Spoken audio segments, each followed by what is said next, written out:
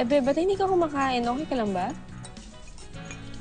Bebe, lalabas muna ako sandali Masakit kasi yung tiyan ko Gusto mo samahan kita? Hindi, dito ka lang. Kumain ka muna, ha? Sure ka, ha? Sure ako. Dito ka lang. Sige.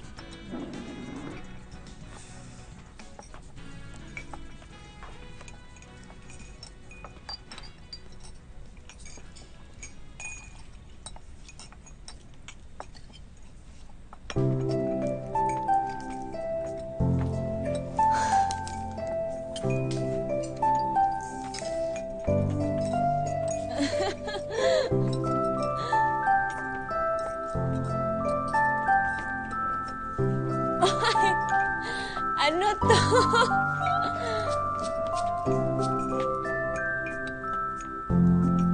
Salamat. Salamat.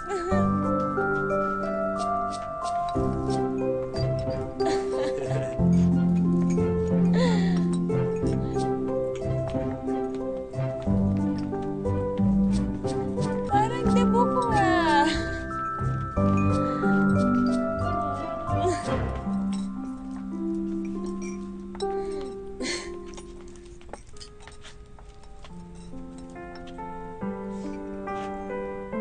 It took me 12 years to realize that I love you. But I guess it's never too late to make you feel like the most special girl in the world for me. Nung araw na sinabi ko sa'yo na mahal kita, doon ko din na-realize na ikaw ang gusto kong pakasalan.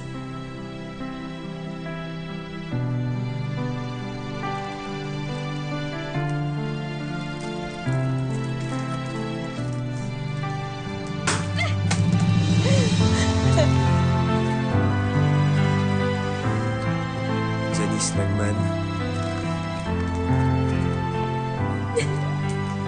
will you marry me? Yes!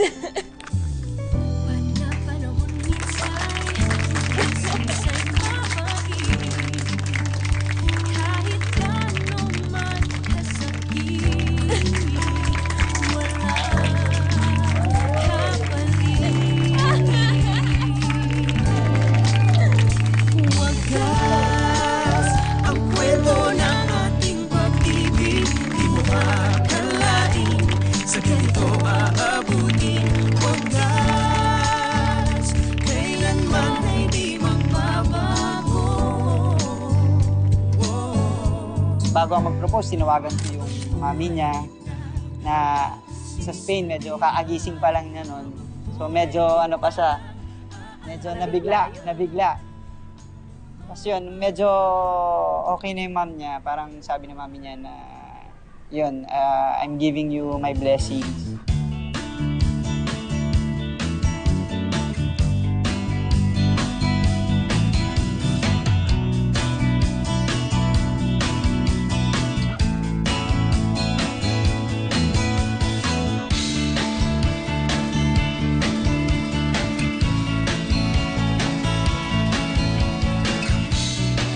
Promise ko naman sa kanya na love ko siya hanggang forever. Promise ko na yung role ko as wife,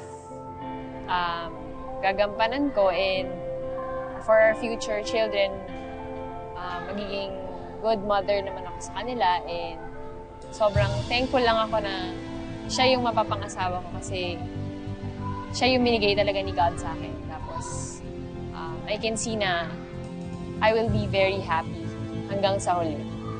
Ako naman, ang promise ko naman to love you and to protect you, to provide for you, and isa promise ko na lagi ako nandito para sa iyo.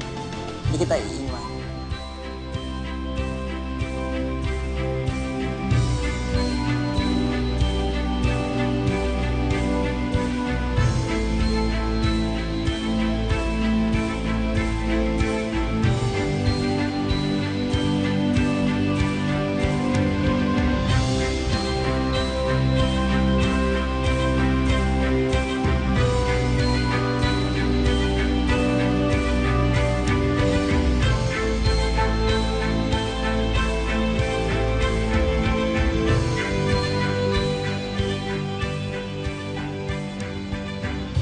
Yung wagas na pag-ibig, ano yan eh, pag-aantay. Kasi nasa tamang panahon lang talaga. Magkaibigan man kami noon, nasa tamang panahon lang din na nagkita kami at nagkausap. At doon ko nakita na, nung simula nung nakita ko siya, doon na yung wagas na pag-ibig na nararamdaman ko. Actually, ang wagas sa pag-ibig para talagang taekwondo yan. Sport, passion, di ba? Na lahat gagawin mo para makamit mo yung gold medal. Para manalo ka, kailangan mo ng sacrifices, kailangan mo ng training, dedication, commitment, lahat. So, ganun din sa wagas sa pag-ibig. Wagas ang kwento ng ating pag-ibig. Di mo akalain sa ganito aabutin. Wagas, kailanman ay di magbabago. Ako si Janice Lagman. At ako si Japoy Lizardo. At ito ang kwento ng aming wagas na pag-ibig.